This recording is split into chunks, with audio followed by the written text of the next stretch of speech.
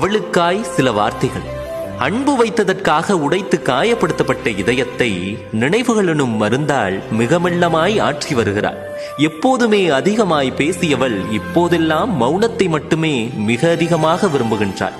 அது ஏனோ தெரியவில்லை, இவளை சுற்றி எவ்வளவு உறவுகள் இருந்தாலும் எங்கோ தனித்து விடப்பட்டதைப் போல் ஒரு எண்ணம். அதே போல் 1000 காயங்களை தந்த உறவை மட்டுமே மீண்டும் மீண்டும் வேண்டுகிறாள். கண்டது எத்தனை காயமோ அது அத்தனைகளையும் கண்ணீரிடம் மட்டுமே சமர்ப்பிக்கிறாள். யாரிடமும் அனுதாபம் தேடுவது இல்லை சொல்லி. முன்பு எல்லோரையும் விரும்பியவள் இப்போது தன்னை தானே மிக அதிகமாக வெறுக்கிறாள்.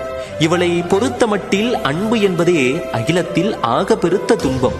எங்கும் சுற்றி திரிந்தவள் இப்போது சிறகு உடைந்த பறவையாய் வீட்டில் அடைபட்டு கிடக்கிறாள். எல்லாமே போதுமென்கிறாள். இந்த காயம் எப்போது மாறாத ரணம் என்கிறாள். இறுதியாய் என்னையே அவளை நேசிக்கவும் வைத்துவிட்டாள்.